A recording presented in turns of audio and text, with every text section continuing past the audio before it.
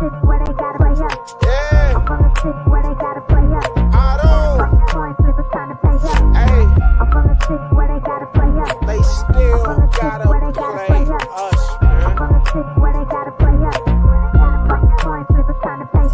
Go. Started out with who they done got me started. Call Katie, tell him make room for the Lamborghini. I trust 27 to lead us through any battle. We had DK out there press. You seen how we did Seattle? Went down 1-3 and then we hop back on that saddle. Everybody want T, but you can't have him cause we got a lethal 9 on the side and he gon' always red dot him. 29 got him on lockdown. This Taylor Britt Island. You know Jamar probably open. That boy 7-11. Who your best cornerback? Cause my receivers gon' shred it. And y'all don't wanna go one-on-one with loose playbook. 91 step on that field and quarterbacks look shook. A couple weeks went by and we done stacked us up some wins. Brad Logan still with us, still the turnover twin. Uzier and man to man, you probably shouldn't throw at him. Orlando Brown came to town, showed us what a bodyguard is. I don't think they want no smoke with us. Forever standing on business, this ain't no joke for us. Money Mackey line it up, that boy forever clutch.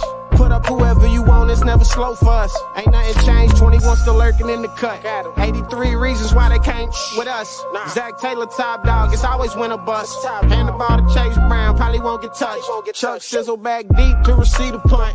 Probably gon' run it back, I feel like he the one.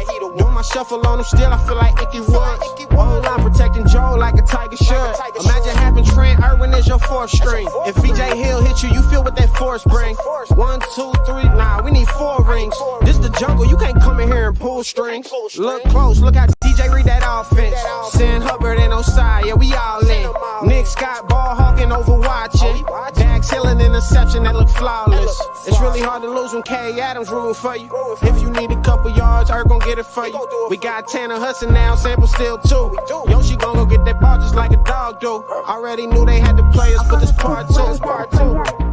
I'm from the city where they gotta. I'm from the city where they gotta play us. It's time to pay up. I'm from the city where they gotta play us. I'm from the city where they gotta. I'm from the city where they gotta play us. It's time to pay up. Who they? Who dat? What's going on, y'all? Welcome to the show on this Bengals Victory Monday. I'm your host, the Iceman Jeff Turnipole, and welcome.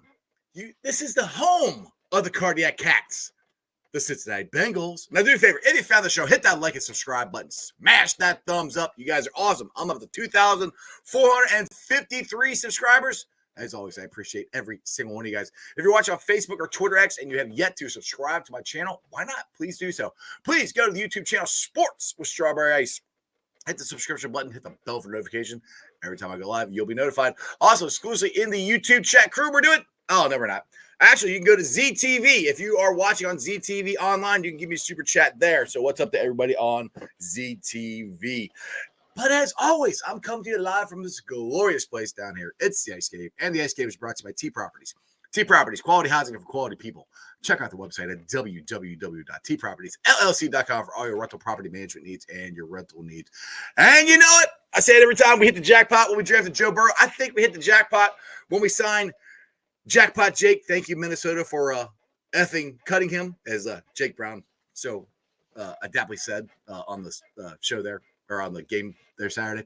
Anyway, if you want any of the products, the hoodies, the hats, the banners, the flags, any of that stuff, right there to jackpotjoy9.com.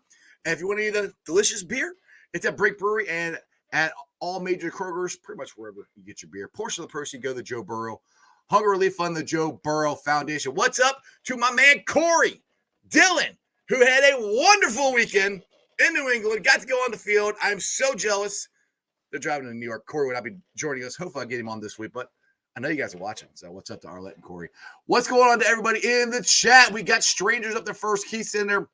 Brad's in there. Rob. Rocket Bengals in there. Paul's in there. Cap's in there. Joey Core. Yeah, I know. Best time of the day. Of course, duh. And Pork Chop. Shout out to my dude, Pork Chop, who scared the crap out of me last night, but made this awesome, cool, freaking Bengals lamp for me. So, appreciate you, brother. Love you. All right, guys. What a freaking game Saturday. Now, if you guys follow me on my Facebook or my X, you know I had to be at work Saturday, so I had to be at work at 2:55. So my alarm went off at 1:55. Went to work, came home, got dressed, went tailgated, went to the game, cheered my ass off. I mean, I was sweating I was cheering so hard, jumping up and down. My emotions went from here to here to here to here to here. It was one of the coolest games I've ever been a part of. I thought we were going to lose, and I thought we were going to win. Then I wasn't sure. And just the elation of winning that game was unfreaking believable. I hope you guys enjoyed it as much as I did. I know these two guys who were at the game did, because Cap was talking Saturday night. I was surprised Cap still had a voice. My voice wasn't doing so hot, but let's get to Cap first. What up, Cap? Hey, what's up? I'm telling you, you got to listen to Hube and her training me how to use my diaphragm better. Like I'll still blow it out in game, but I recover more quickly than I used to in the past. So, dude, I was in the diaphragm. I was just flat wore the F out. I was so tired. I was jump up and down, screaming. I'm like, holy crap! We'll all talk about that in a second. Absolutely. Yeah, let's get the BSG. What's up, Greg? How y'all doing? Hey, Cap, it's not in the diaphragm. It's in the sandals. That's what it's really in, is the sandals, Cap. We do know. Cap, man, I'm not going to let you forget this, buddy. Come January 7th, man, we expect you in the sandals still, buddy. Well, speaking of that, we can go to the conversation you were having Saturday night on your Twitter. Are you willing to donate your toes for Lombardi? Because, you might get cold in January and still wearing the slides. A lot of people talked about that. It comes down to, like, toes are important. People, toes are like your long snapper. Yeah. Like they got a big thing to lose. You really think that maybe, no big deal until you don't have them. And then you don't have anything to grip the ground and you're all wobbly. Well, you can grip it with the Lombardi trophy that we would get. Maybe they could. Yeah. And that's that'd be your toes, the Lombardi. And then how am I going to make money on Feet Finder? Unless there's a thing, I don't know. We're not going down that path, but no, probably not. But I will figure something out to make that happen. If maybe I bring them just in case things aren't going well and I have to swap out, because I took them off. And when we were the loudest, when we needed to be the loudest and we rose to the occasion, I'm smacking the shit out of the seat in front of me, yelling, Oh, dude. Every muscle in my body was like this when I got done. I'm like, my lats are sore. Oh, dude. I'm like, what was I doing? My lats are sore. I was laying in bed, and I took a nap down here, but then when I actually laid down in bed to go to sleep, my calves started going, I'm in the middle of my calf is cramping. I'm like, I'm getting cramps from cheering at a damn football game. I'm getting old. Keith Sauter out there shouting out. Yeah, I was going to bring that up. Yeah, you got the Duck Dynasty look going on with the hat there. Hey, representing Juice Gang. I gotta find while you guys talk, I gotta find a side by side here. Go ahead, you should. So Greg, go ahead. Give us how did you feel after the game? I know you actually went live with Bengals and Brewers, but how you doing? Well, I was tired. First of all, man, I was so tired. I could barely I was fired up. So I got Condado tacos. That's a place sometimes I usually go after a victory celebration. Ate those, came on Brews. All of a sudden, I'm like, what? Huh? Like we were talking about on Brews today. Dale was like, Craig, we talked about it Saturday.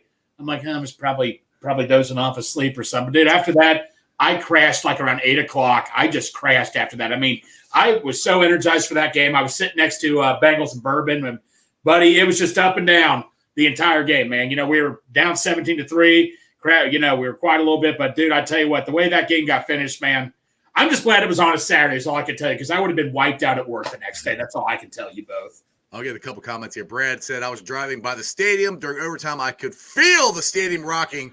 And the sound was super loud. Couldn't imagine how loud it was inside. Yeah. I know down 158, it was freaking loud. Yeah. It was loud. We kept this. Keep this up, Cap. You will have feet like a diabetic too. Diabetic 7 toes down. Rob here. That stadium was the most consistently loud I've ever heard it. Now what you didn't think it was at the beginning, and I'm with you, Cap. The first half wasn't. Third, fourth quarter, I think we were on it.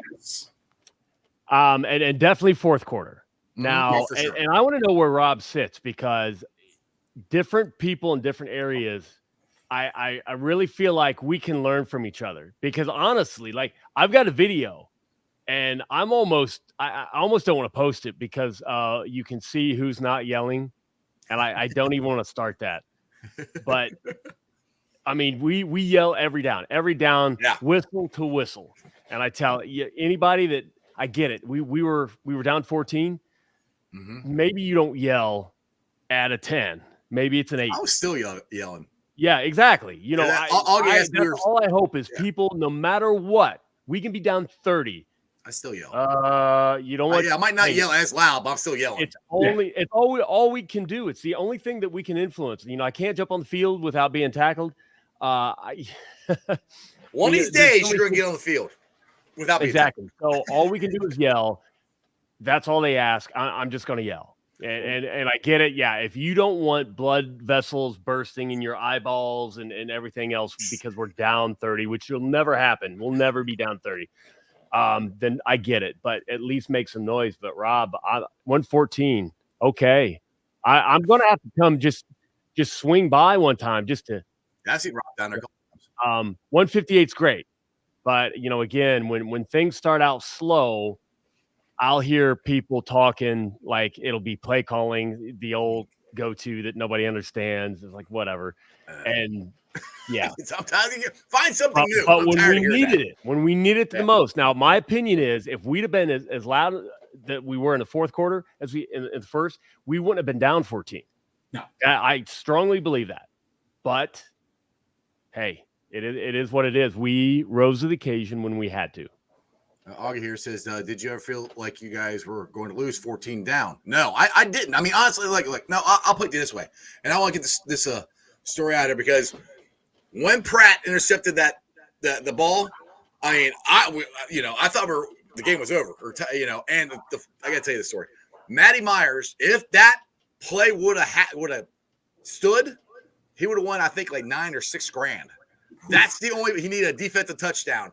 So I'm freaking – yeah, exactly. So I'm not only freaking out for the Bengals, I'm like, holy bleep, Matty just won. I think so it was $9 or $6 grand. I can't remember.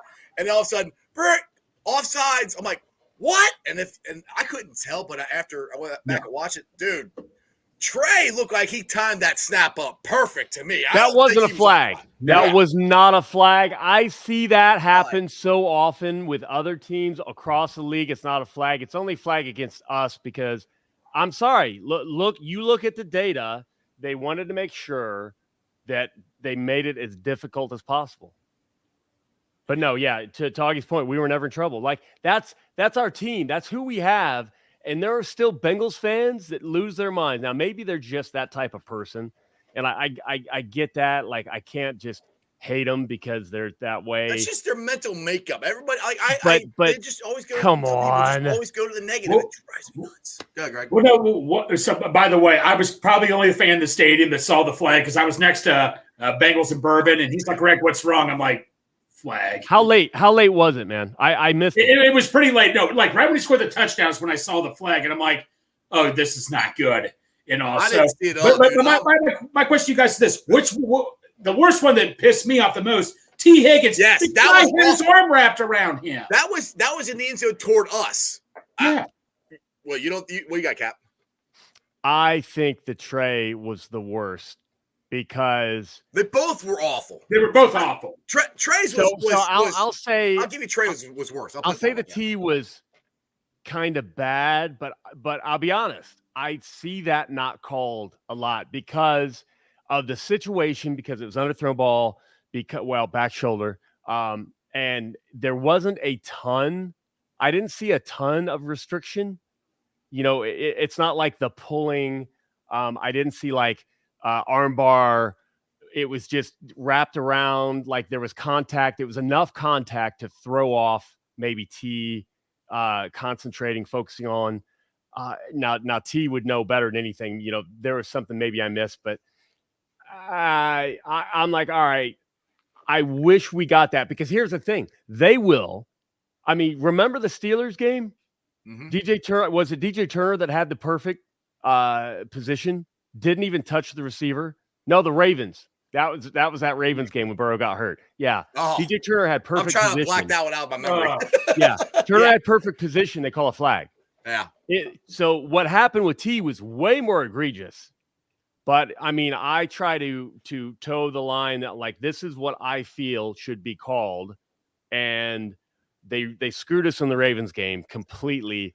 That one was, But yeah, they owe Pratt a touchdown. One of the best plays I have ever seen, and I didn't know the touchdown until I saw the replay because the end of the end zone we sit in. T's touchdown.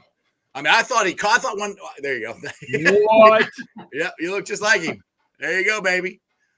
For the podcast, we got Jace from Duck Dynasty right next to Bengals captain. Who pulls the look off better? You need to get that. You just need to get the hair coming out now, Cap. Good luck.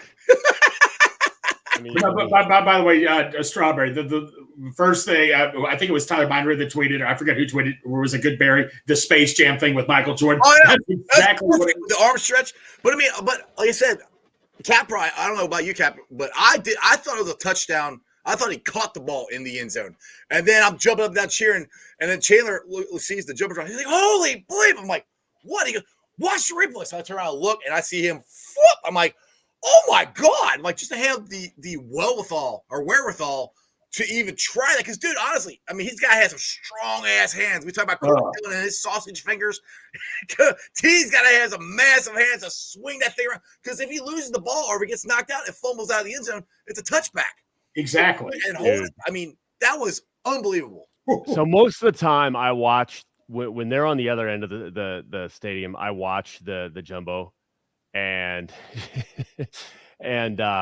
so I saw where it was caught, but then the reaction, like, you know, the speed, like it was a Bruce Lee punch. Yeah. Bruce Lee would have been proud. Yeah. But then I think I heard him say that it was just a wild guess. He just flung his arm back just where he thought, because you got to think, you know, you jump up, you high point, you're falling, you know, body's on you. It can be kind of easy to lose your bearings, and it was perfect. He had he maybe been a little off on the angle and been short, maybe he fumbles it on the one. It was perfect. Like, just phenomenal play. One of the plays of the year, no doubt. Oh, dude. I mean, and I'm so freaking happy for T, because he's had a up and down year. Injuries, and yes, he's had a couple drops, and you still hear it. I heard the stands like, oh, just catch the ball, T. I'm like, he's effing trying to catch the ball. All right. Remember, Jamar Chase couldn't catch the ball. T's, you know, he hasn't caught as many as he normally does, but he caught it when it counts. He got the 2 touchdowns for us, and just be able to make that Space Jam move is unbelievable. So I was so freaking happy for him that he finally, not finally, but he made those plays for us. Greg, what do you got about that play? So, no, that was a great play. So on Rally Around the Natty, I just want to point this out. Every week we do bold prediction and a sleeper player of the week. My bold prediction was we would, not going to lie, defense would get 2 interceptions. That happened. But my sleeper player of the week, I didn't think was going to happen, but to the end of the game, Tyler Boyd. I mean, that catch Tyler Boyd caught. I rewatched that. How the hell did Browning get that to him? Well, how did T not get it? I mean, exactly. How did T not get it? But Tyler Boyd, because he has not been. I know he struggled this year. What a catch by Boyd, and to keep going and to get down like at the 15-yard line. The T catch was great, but that play with Tyler Boyd. Oh my God, that was just such a tight window. And your boy Yoshi stepped up on that same drive and made a play. Yes, he did. But no, dude, Tyler Boyd, though, I mean, look, 2 receptions for 52 yards, but that catch, that sealed the game right there. That was on a 3rd down. That sealed the game for us right there. He doesn't make that catch, who knows what could have happened. Yeah, exactly. Now, bad news, my boy DJ Reader, unfortunately, tore his quad again. I don't know if it's the same quad. But prayers for DJ. That was the other one. It's the other one. Okay. Either way, it was hard for him to come back from the first time. Now he did the other one. He's definitely out for the year. Obviously, he's on IR. I don't. You know, he might not be ready for the beginning of the season. I'm like, I don't know. That's a big thing to come back from. They got DJ Ivy tore his ACL, so he's most likely, or he's done for the year.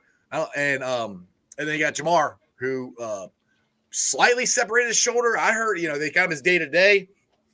Sounds like there's a good shot. He might come back and play Saturday. But I mean, we've talked about this on the show before, Cab, how many injuries we've had this year. I mean, we relatively last 2 years we've been relatively injury free, for the most part, but we've had injury after injury after injury, and I feel like I kind of jinxed this because I kept talking about the Ratbirds, how many injuries they had the last couple of years, and I said, well, that's why Harbaugh plays all his players in the preseason. They get some injuries. Well, it's been the opposite this year. They've barely got any injuries, and we've got a ton of them. But just shows the wherewithal and the character of this team to come back down 14 with a backup quarterback who's balling out. DJ Reader out. We lost DJ Ivy. I mean, just for these guys to come back and win this game was just it shows a lot of this team's character and how good a coach Zach Taylor is. And yeah, sorry, I made a face. Keith Souter mentioned in chat. I tore my quad 10 years ago, slipped in the ice, did front splits, sounded like pulling apart a big piece of Velcro. I'm like, oh man. Yeah, thanks for the visual there, Keith. Ow. But yeah, it's coaching. It's always been coaching. I love this. I hate that Joe Burrow went down, but I love the conversations that are being had now. Now I just had some talk with someone who's just, he doesn't come around much on X until he wants to be negative. I unfollowed me for him. I didn't block him, but I made sure that he's not following me. So, because he doesn't need to, he doesn't want to see what I have to say. But just completely clueless, absolutely clueless. Now I get it. It's one thing to say that you would change some things, some play calls here and there. And I'll tell you what, everybody, the people that accuse me of being a homer or whatever, I am ready to shelve trick plays. Yeah. I said the game before. I like it. I like the attempt. They just got to execute better. Mm-hmm. Maybe we're not good executing. Now I know we can be because we've done it. Joe Mixon touchdown in the Super Bowl. We've done it. That one, I get it. We're setting some teams up. We're setting some teams up for something, and I like putting that on film. Got to execute it though. Yeah, got to execute it. But if we're not, and maybe we executed flawlessly in practice. Here's where the fans don't know. Maybe it was perfect multiple times in practice. Maybe everybody understood everything, and it just didn't work out. I'm just gonna say I can never coach in a league. What? Zach could quiz me, and I'm done in the first 5 seconds. I just completely embarrass me in 5 seconds. I'll walk away. It is what it is. But I will say, as a Madden player, I will never call that play on third down. No, I won't. So, you know what? The thing that drives me nuts, and talk about people second guessing. One was my son, which just and at the moment pissed me off when he said we're tied up, or he goes, "Oh, we just had not done that trick play, and we just got the touchdown. We'd be up now." I'm like, "Shut up!" That's what I wanted to say. But I love you, kid, but shut up. and that's the beauty of this coaching staff is, we try to put something on film. We tried to, and maybe it still didn't get executed well enough. I haven't went back to it. I don't know if anybody has. I haven't seen it. Maybe somebody ran the wrong route. Maybe somebody else was supposed to be open. There are a million things that could have went wrong. We'll never know. It's like, well, okay. Again, if I'm going to be consistent to who I am, I'm a Bengals fan, so I might lean toward trying to defend the team. Yeah, I wouldn't have done that one, but it's a 4-quarter game. Yeah. You saw the shift. I was talking to Hube, and I said, you know what? I've just got this feeling that with the way the game is going and what we're seeing from Jake, that Zach, that pitch, somebody's pulling Jake aside, like, hey, you've got some run plays in the huddle. Start using them more, because people forget nearly every down there is going to be a run play that they can check to or check out of. We don't know that mix. We don't know what's available. All we see is what happens on the field, which, the guy that was crying to me on X was pulled up Pro Football Reference and the play-by-play. Like, bro, you have no clue you don't know what didn't execute well. Complaining about a 2-yard gain on the run. People want to run. Like, people want us to run, and that was a terrible play. Second guessing, hindsight, everybody's like, oh, well, he should have. That's easy to do sitting on your couch. It's easy for me to do sitting in this very comfortable Secret Lab chair that I love.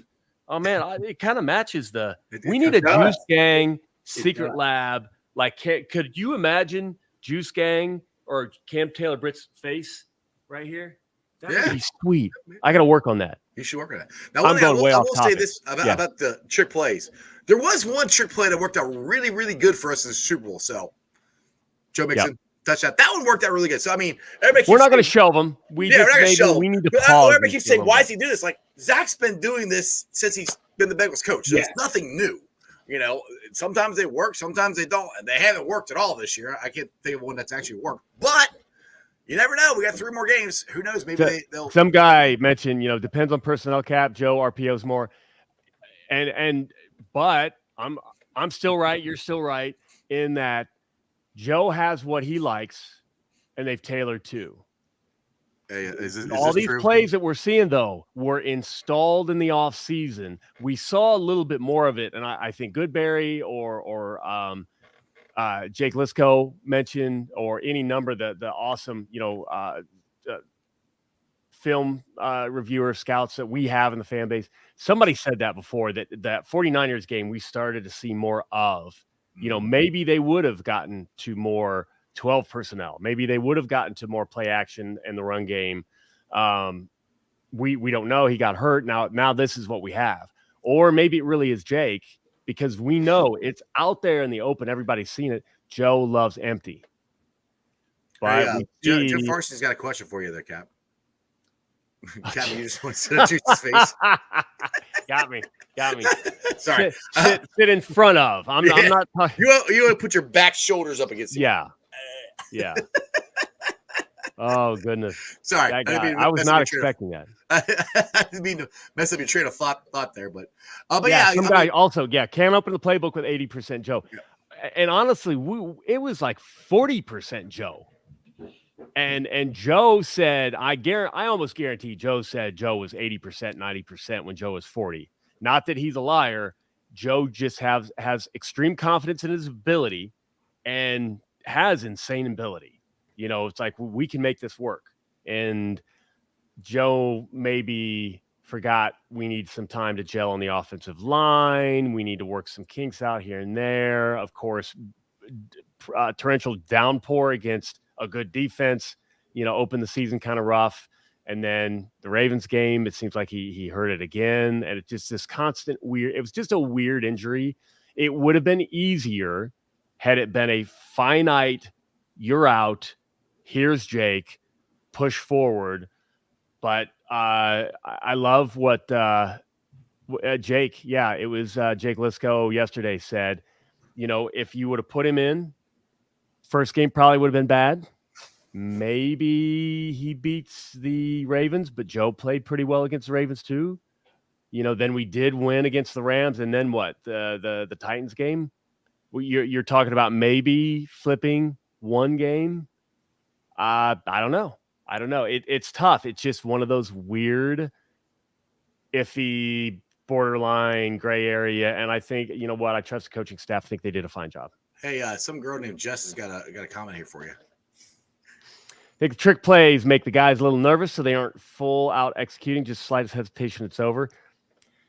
I don't know. I'd love to see. I wish, Zach, please get a foundation rolling and get us some chalk talk like Marvin Lewis Foundation had. There you go. Absolutely. We could sit in practice film and watch practice film. We could see the walkthroughs in sweats and see what might have happened. I had the best hug from this guy, and not Greg, but Mike Eversole. We had the best freaking hug. Shout out to Mike's wife. Mike, yes. Dude. She got a great pic of it. I loved it. Oh, Love did you she? guys. I haven't seen it. Oh, yeah. You got to check out Matherin's Instagram. I feel, dude. I actually think when I went to re-hug, I think I punched you in the head. Oh, sorry. Maybe, I don't know. I didn't feel anything so other than excited, like, other than love and excitement and adrenaline. No. And, yeah.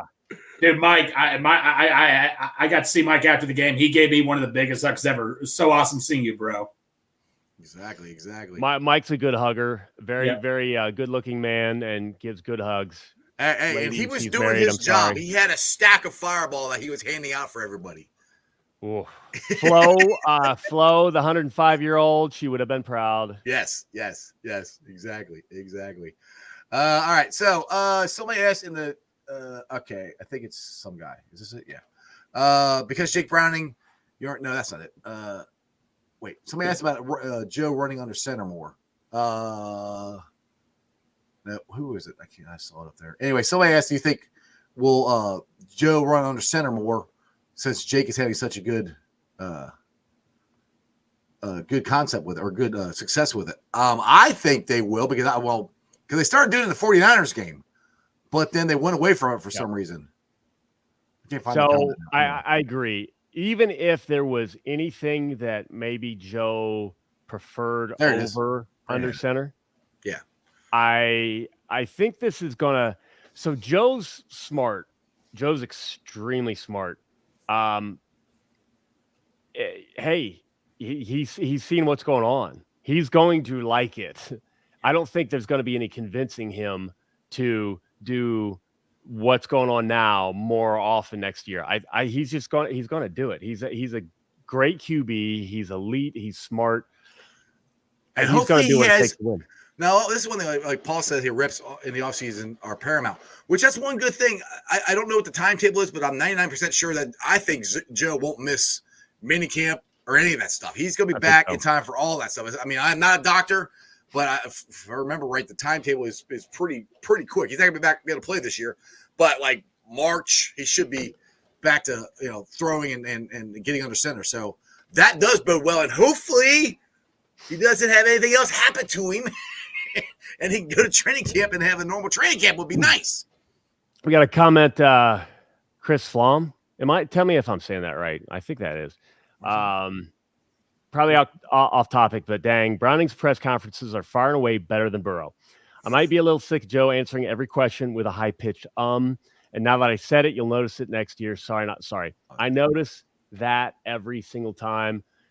I have my own verbal tics. And Joe is very funny. calculated in what he says. What's that? Joe is very calculated in what he says. So the thing is not a calculation. See, no, I just did. I do it too. Mm-hmm. It's a difficult thing to quit because you don't always have to be speaking. You can pause. And honestly, if anybody ever has to speak publicly, I say you don't have to constantly say something.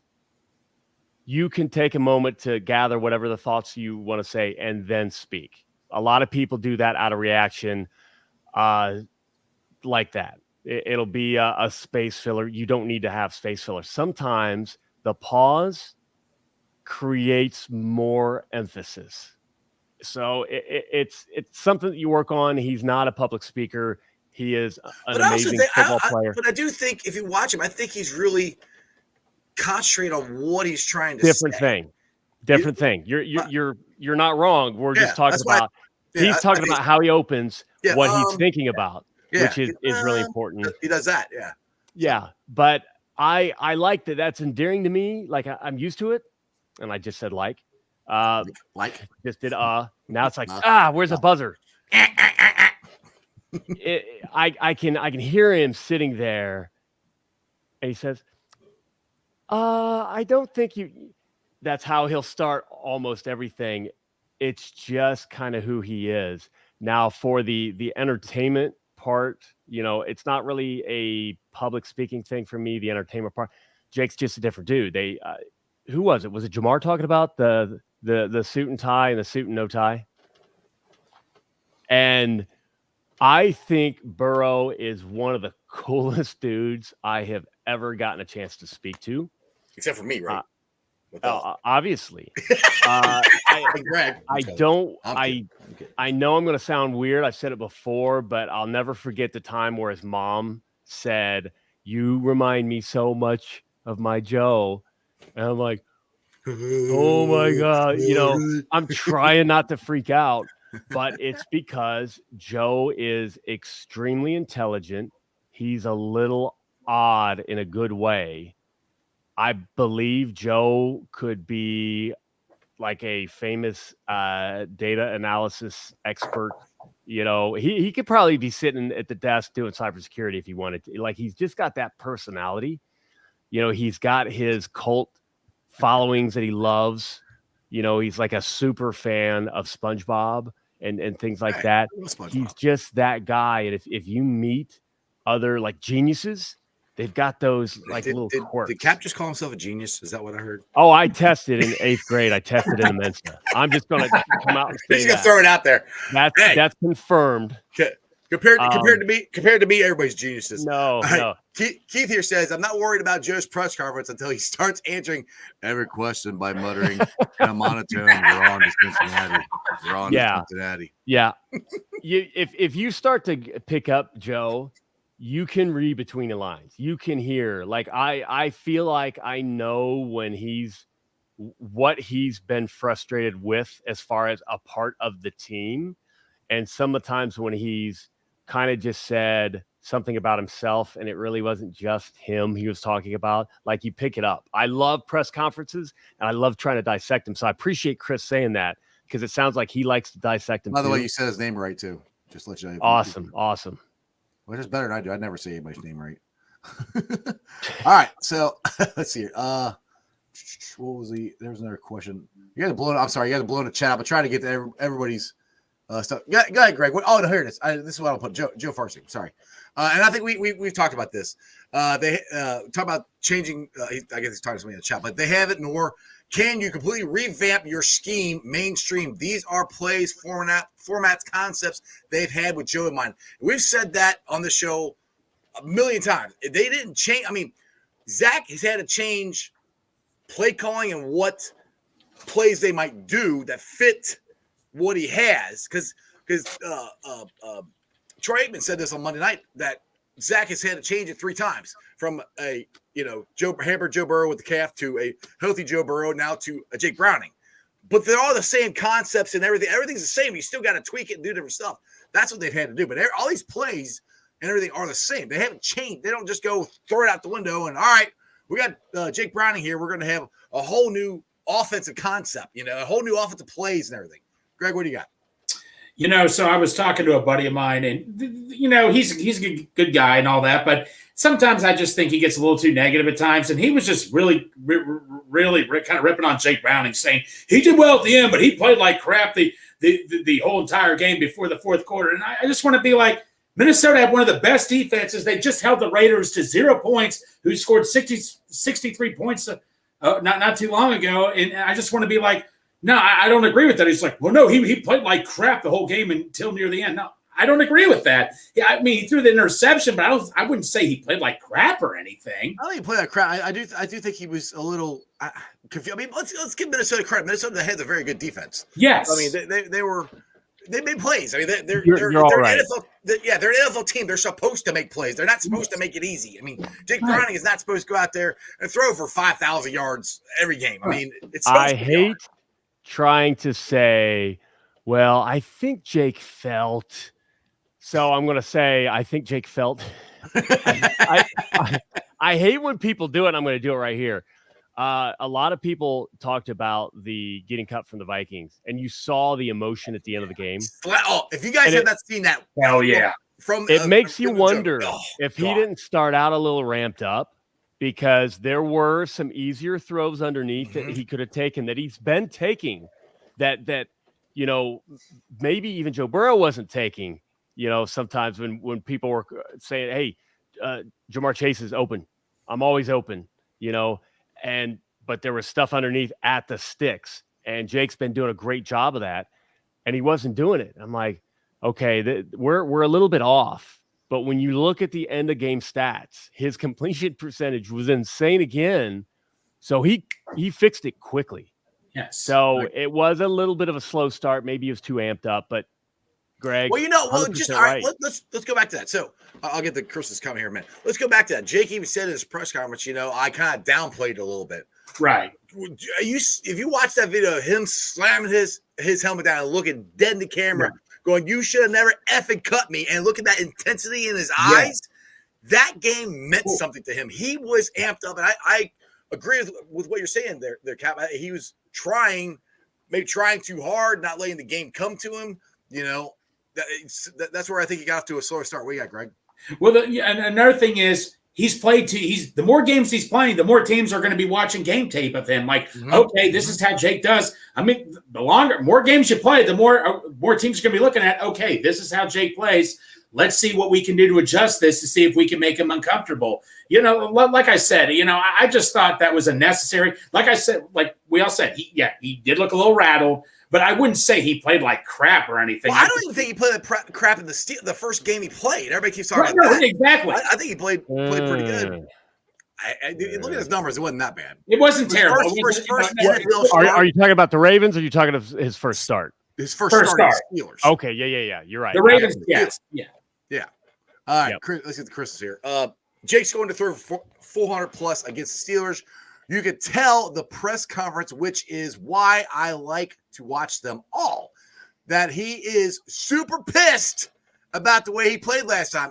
And that's okay. And I'll put you to you this way, where people have said that Jake has a lot of the same mental makeup as Joe. They both hold stuff like, all right, I got a chip on the shoulder. Jake's got a chip on the shoulder for being cut against the Browns or for the Minnesota.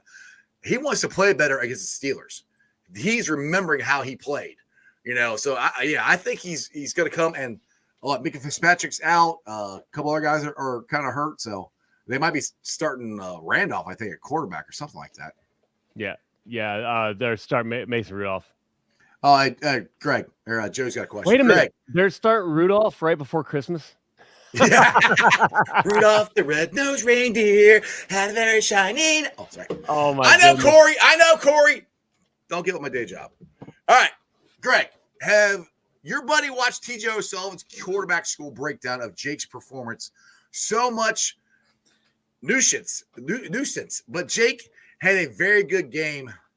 No, he did. Like my buddy, like I say, he's a good guy and all that. But then he also told me that DJ Reader, he's not who he used to be and all that. I'm like, look at what he's doing and all that. His pro football scores are up. And when I showed him that, he's like, oh, I didn't know that. I mean, like I say, it's just, I respect other people's opinions, but when you don't have facts to your opinions, that's when I'm like, come on, eh?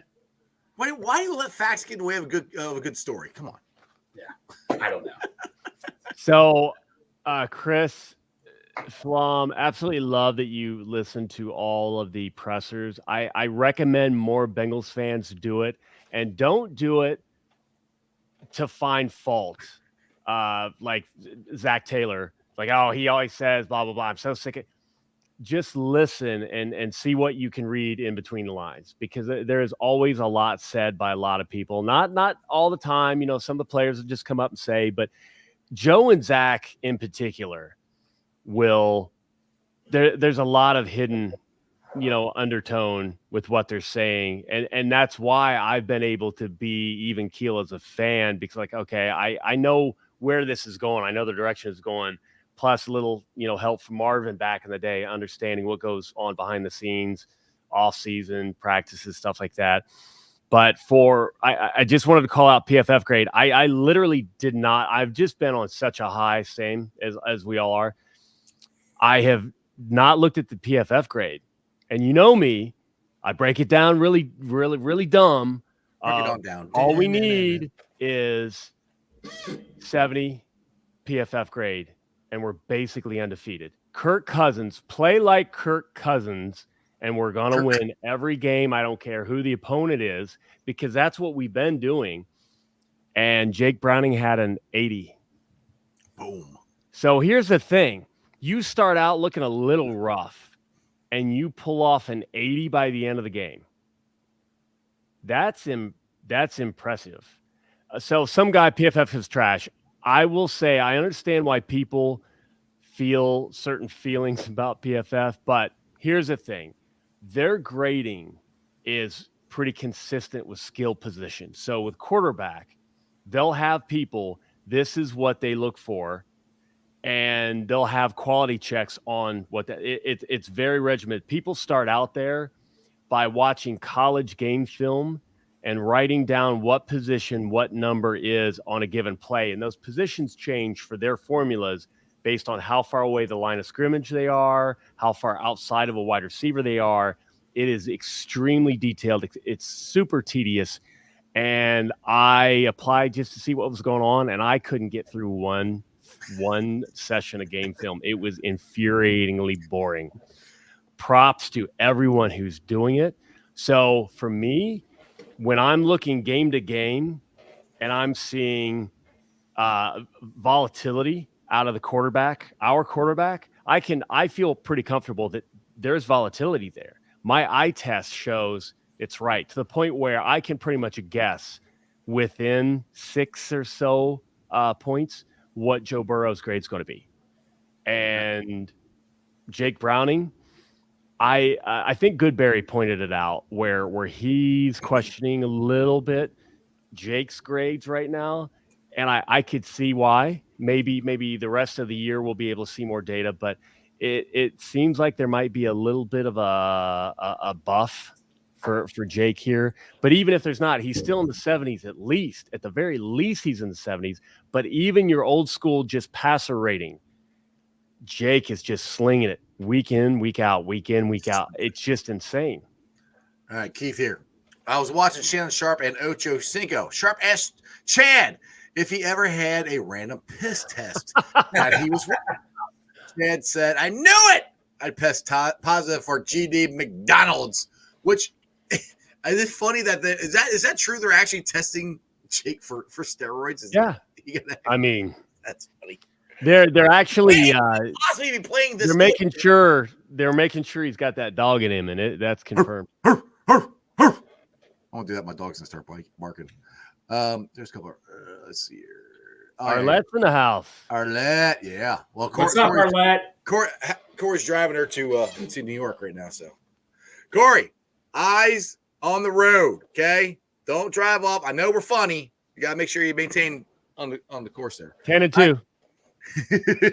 Chris, this is Jake's road to redemption. It started with his secret shoulder surgery in college, which made him go undrafted. He could be a starter. Makes me really mad, but I'm telling you, this is his redemption story. And hey, look, everybody was kind of picking on me last week when I kept saying, you could probably trade Jake in the offseason and get a second or first round pick. Hey, Mo Egger now put a poll out there about it on Twitter, saying should they trade him, should they keep him? Most people last time I looked said they should keep both of them. I'm still saying if he plays like this, trade him, get a second round pick. But I think you're right. I don't want to lose him. Now, if Jake says he wants to stay in Cincinnati for another year, and I hope he says that, and I hope we get to keep him for another year. Hey, Corey, the GOAT. Corey. There's a comment in chat that I want to get to here in a second. Good. Mike's only kidding, but yeah, if we can keep him for another year, Mike and stop hanging out in New England so much. I'm gonna get to that in a second. Jake deserves it. I wish Jake would just love to be the backup forever or the starter when needed in Cincinnati. I would love it. Jake's a good dude, and part of the problem, part of the hard part of being a fan of the team, sometimes you become a fan of the players really deeply. And I'm a Jake Browning fan from the moment I met him, how laid back he was, how cool he was. To now, I have won games before. Yeah, to seeing his ascension right now, I am a Jake Browning fan. That is going to mean rooting for Jake Browning as a person, as a boyfriend. Well, I think the thing too, Cap. He deserves a shot. That's what I'm saying. He deserves a shot. For the Browning family, for everything that he's done, he deserves a shot. So I'm going to be rooting for him to get his. And if the Bengals can get something out of it too, everyone wins. It's a perfect situation. Now you talk about Corey, which Mike says, yes, just kidding, Corey. I've never been a New England hater. No. Like some of the people in the NFL anyway.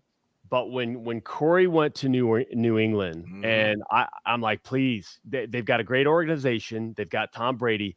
Get this man a ring.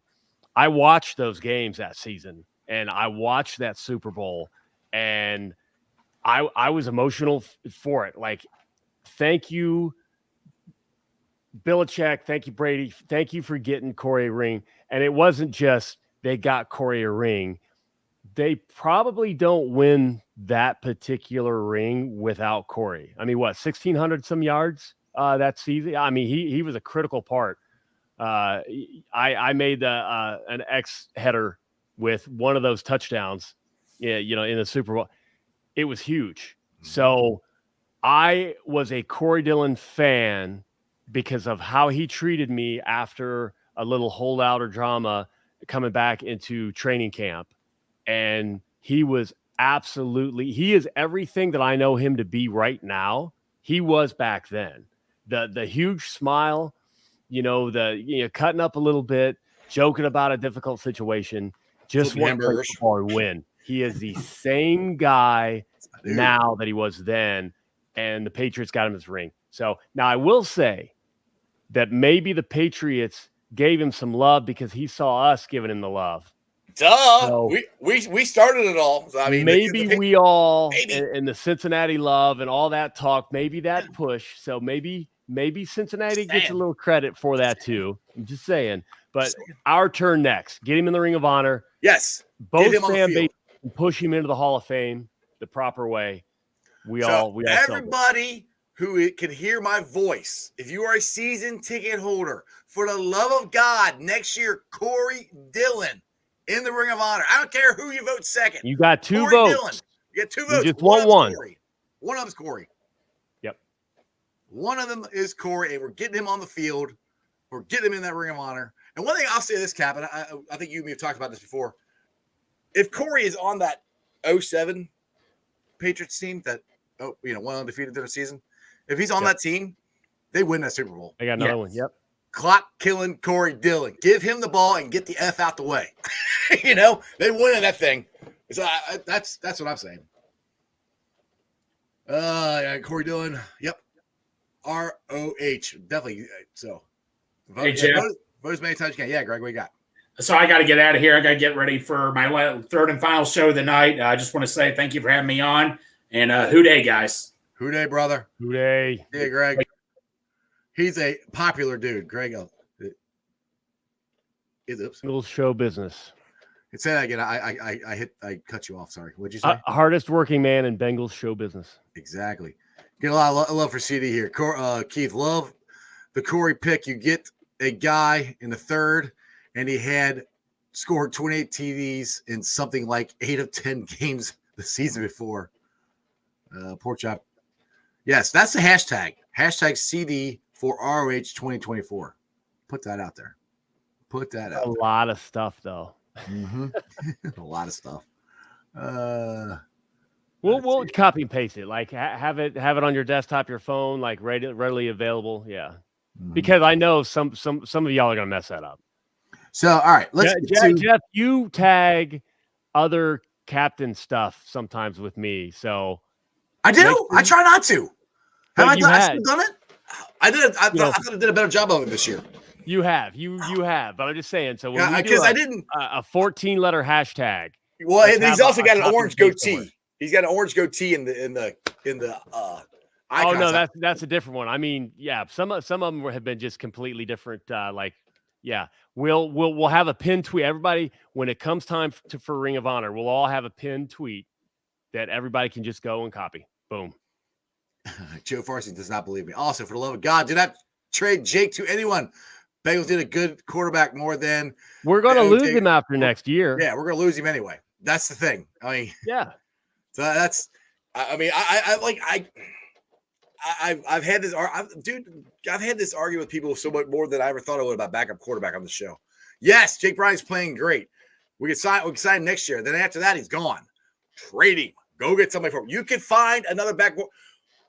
What Jake Bryan's doing most backup quarterbacks are not going to do it. And I know you're like, oh, well, that's why you keep them. But we're not going to keep them till after next year, so it doesn't matter. Yeah. Trade him.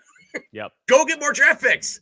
I mean, if DJ Reader is done, which some people said in the chat, I don't think he's done, but still, you need somebody to replace him. You got to have people to replace Cheeto. We're not going to be able to keep everybody. You need more draft picks. Yeah. Why? Man up. Why? This is like, all right. This is where when people goes to the Reds, where people are like, okay, we got to save all our prospects, and we can't trade any of them for a really good starting pitcher. Why? Why are you holding on to Jake Browning, who, yes, he's having a great year? Why are you holding on to him for a potential to never play again? Because if Joe doesn't get hurt, he doesn't friggin' play. Brad's got a good point, though. Yeah, he can't go to a division rival. Well, yeah. The Browns need a quarterback. Where he goes. The Browns need a quarterback. I wish all those fans could hear this because they'd blow up my mentions, and that would then blow up the Walter Payton Man of the Year vote for Karras, as well as the Pro Bowl voting. Yep. But anyway, and then the Steelers obviously need a quarterback. That's the funny thing. I put that out on one of my clips of one of the shows. I'll clip stuff out and put it on the channel. And somebody said, yeah, it sounded like he was a Steelers fan. Like, yeah, the Steelers need to get Jake Brown. And I'm going, wait a second. You guys have been telling me all the time that Kenny Pickett is awesome. Now you want my backup quarterback? Like, yeah. I mean, hey, once again, congrats to the Ravens for getting the division, but it's only because Joe's hurt.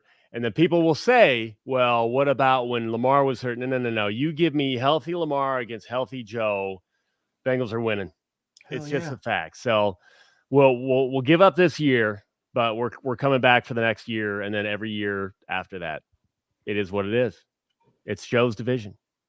Joe says, why would the Bengals explore extending Jake? They will. We will. Why? Absolutely. Well, and you know what?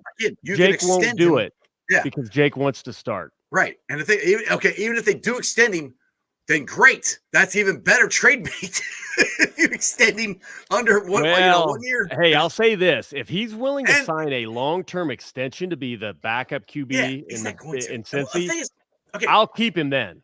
I know he's not going to. The Bengals won't do that because he won't. He wants to start, and he deserves to start. Yeah, but the Bengals won't because they got too many other guys they need to extend. You got DJs might be easier now. You got Jonah Williams, you got Cheeto, you got all these guys that we need, and then they got all the draft picks that we're going to get. I mean, it's the Bengals don't spend money on a backup quarterback. People trade him.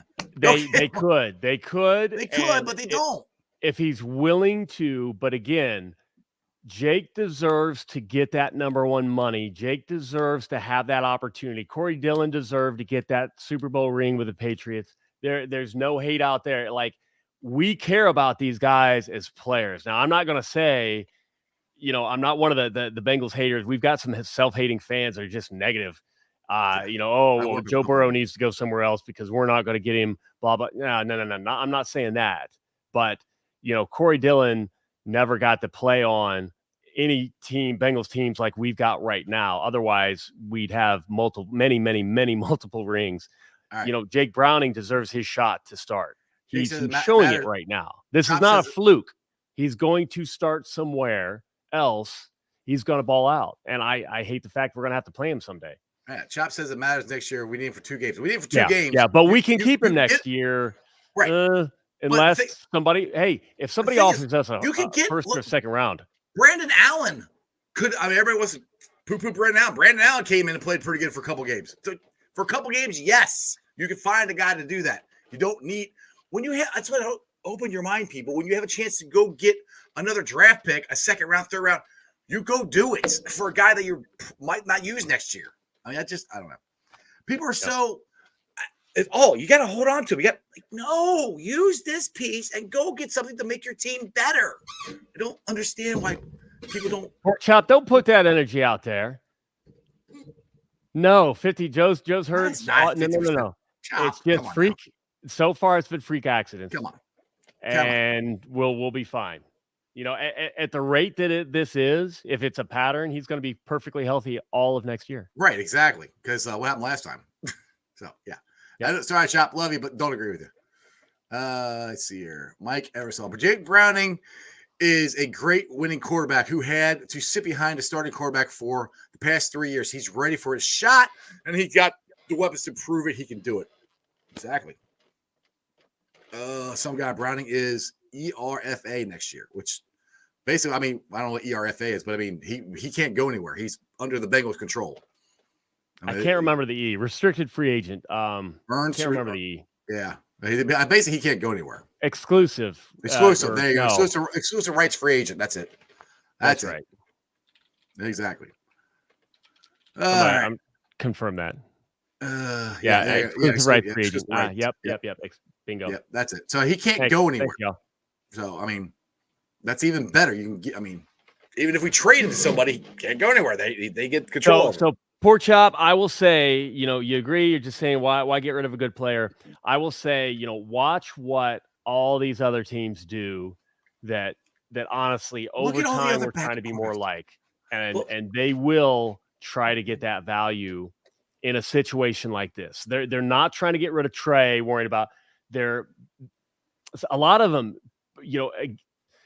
against what some people might think, contrary to what some people might think about the T situation, a lot of them are not trying to trade away a T. I know a lot of Bengals fans have said that in order to get some kind of value out, but I feel like that sets a really bad precedence to other players who might be signing. I think the Bengals are doing a good job trying in good faith to keep T, and I think T deserves it. But for a backup QB, that's there couldn't be a more perfect situation. What about Nick Foles? For a team to benefit, for a quarterback to benefit, and then for the team he's leaving to benefit. I think everybody wins. Nick Foles won a Super Bowl. He went and got a whole bunch of money for Jacksonville. What has he done since then?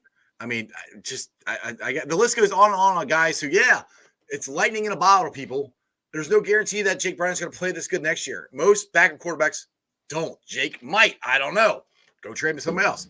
Pork Chop, I'm not putting bad energy out there about Joe Burrow. I was saying I'm making a point. Why would you not want to have a proven commodity? Hey. Jake Browning is your backup. Well, because you could possibly go get a second or third round pick for him, and you could most likely find a backup quarterback to play for 1 or 2 games. You go improve. I want to improve the team, guys.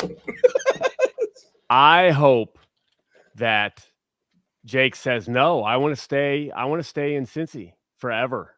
I hope he says that. And I'd be thrilled. I'll take him. Despite knowing that maybe the best thing for him is to start somewhere. I'll take him. But he's not going to do that. He knows he can start. Exactly. Anyway, we'll see. We have this conversation all offseason. Anyway, Cap, we've been on for an hour. Damn, that went by fast. Yeah, it did. Way too fast. Man, it feels good to be a Bengals fan. Woo! All right, so we're rolling in to Pittsburgh next Saturday at 4 o'clock is the game. It's a 4 o'clock game. I was going to ask you, got words of wisdom to leave Who Dey Nation before we see you again? Till I see keep the faith. Keep believing that, every single game. So the critics are dropping off little by little. It's like, a game show. Little by little, they're dropping off. Keep the faith. This is not going away. Browning, if anything, proved a lot of people wrong with a slow start, and he picked it right back up. We should beat the Steelers, and I'm telling you, we should beat the Chiefs in KC. I'm just going to put it out there. All right, I'll call it. We call each other on the group chat. We'll keep you guys company. 45 minutes of how amazing and handsome Corey Dillon is. Amazing Corey. Oh, sorry. Weird. All right, Cap. Appreciate you, brother. I will see you next Monday for sure. Yes, sir. Who Dey? All right, guys. I hope you enjoyed that as much as I did. We got this big conversation. Who knows? Maybe the Bengals won't trade Jake Browning. I don't know. But for everybody who is so close-minded, you can't possibly do that. It blows my mind. You guys, to me, it's like, don't be scared. Quit being scared. Like, trade him. Go get draft picks. And I know Farsi said, who's going to do that? Lots of teams have done that. There's been lots of teams who have given you a second or third round pick for a starting quarterback. Anyway, We'll see what happens. Either way, it doesn't matter right now. That's off-season talk. We're rolling on to Pittsburgh. We are going to whoop the Steelers' ass, I think, Monday. Or excuse me, why did I say Monday? Saturday, 4 o'clock. And then, as of right now, people, we are in the playoffs. We're in the 6th seed. No thanks to Tennessee or Houston, or Browns, I should say. No, Tennessee, or who were they playing? Tennessee and anyway, you guys know the games I was talking about. No, you're not. We can agree to disagree, Joe. There's no right or wrong answer. I mean, it depends on what the Bengals do. Anyway, for podcasters, Joey said, "Love you, Jeff," but I'm right. You're wrong. Anyway, they're going to go. They're in the playoffs right now. Could have been the fifth seed. Either way, this is fun. We went from season's over to, well, do we start doing mock drafts now and all this stuff to, damn it, we got a shot at this playoffs. We got a shot at winning one. I mean, and that's what I wanted. Everybody who wanted the Bengals to tank, do it. And that's what cracks me up with you guys. Again, for the people who wanted to tank, go get draft pick. Okay, wait, we have Jake Browning. You take him and trade him for a draft. You guys don't make any sense. Anyway, sorry, going on a tangent. I closed mine on this. Just drives me nuts. Anyway, we got a shot at the playoffs. We got a shot at winning a playoff game. Cap thinks we're going to win in Kansas City. As of right now, I hate it that the Ratbirds won the division. I'm happy that they are the number 1 seed and not Kansas City. I hope it stays like that. Because I want Patrick Mahomes to go on the road and play a damn playoff game. I want that to happen. I want to see that. I want to see him cry. I want to see him lose. And I am hoping to God that the Bengals are the one that knock him out. We'll see what happens. Anyway, you guys have a wonderful day. And tomorrow I got Nate Dobson on. We'll be talking some Reds. I'll probably get Corey on sometime this week. Wednesday's is golf day. Maybe call him Thursday. Friday? Who knows? Anyway, other than that, you guys have a wonderful day. Make sure you like, subscribe, share. Oh, wait, real quick. I forgot to tell you before I get the hell out of here. Friday, we got the live show. I forgot about this. At Break Brewery this Friday. Live show giving away Bengals, Browns tickets next Friday, January 12th. Joe Farkstein's going to be my co-host. I'm sure we can argue about trading Jake Browning. A lot more there. Make sure you guys show up. Go to ZTV online or ZTV Cincinnati, and you can sign up for a chance to win the Bengals Browns tickets. Also, a chance to win some cool stuff from Common Threads. You can also go, I think there's a snap sheet at Brink. Everything is listed at ZTV Cincinnati of where you can sign up and how the contest works. So go there, ZTV Cincinnati, go sign up, show up the Brinks. I'll see you Friday. Ready? That's just sports, baby. See ya! I'm from the city where they gotta play up. Yeah, I'm from the city where they gotta play up. I don't. Coin flippers trying to pay up. Hey, I'm from the city where they gotta play up. they still I'm from the city gotta where they gotta play play up. us, I'm man. from the city where they gotta play up. Coin flippers trying to pay up. Go. Started out with who they done got me started. Call Katie, tell him make room for the Lamborghini. I trust 27 to lead us through any battle. We had DK out there press. You seen how we did Seattle? Went down 1-3 and then we hop back on that saddle. Everybody want T, but you can't have him cause we got him. A lethal 9 on the side and he gon' always red dot him. 29 got him on lockdown, this Taylor Britt Island. You know Jamar probably open, that boy 7-11. Who your best cornerback? Cause my receivers gon' shred him. And you don't wanna go one-on-one with Lou's playbook. 91 step on that field, them quarterbacks look shook. A couple weeks went by and we done stacked us up some wins. Brad Logan still with us, still the turnover twin. Uzier and man to man, you probably shouldn't throw at him. Orlando Brown came to town, showed us what a bodyguard is. I don't think they want no smoke with us. Forever standing on business, this ain't no joke for us. Money Mackey line it up, that boy forever clutch. Put up whoever you want, it's never slow for us. Ain't nothing changed, 21 still lurking in the cut. 83 reasons why they can't with us. Zach Taylor top dog, it's always win or bust. Hand the ball to Chase Brown, probably won't get touched. Chuck sizzle back deep to receive the punt. Probably gon' run it back, I feel like he the one. Doing my shuffle on him still, I feel like Icky Woods. Whole line protecting Joe like a tiger should. Imagine having Trent Irwin as your 4th string. If VJ Hill hit you, you feel what that force bring. 1, 2, 3, nah, we need 4 rings. This the jungle, you can't come in here and pull strings. Look close, look how DJ read that offense. Sin Hubbard and Osai, yeah, we all in. Nick Scott ball hawking over watching. Dax Hill an interception that look flawless. It's It's really hard to lose when K. Adams rooting for you. If you need a couple yards, Earth gon' get it for you. We got Tanner Hudson now, Sample still too. Yoshi gon' go get that ball just like a dog do.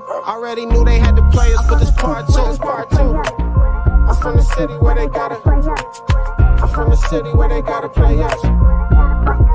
It's time to pay up. I'm from the city where they gotta play us. I'm from the city where they gotta. I'm from the city where they gotta play us. It's time to pay up. Who they?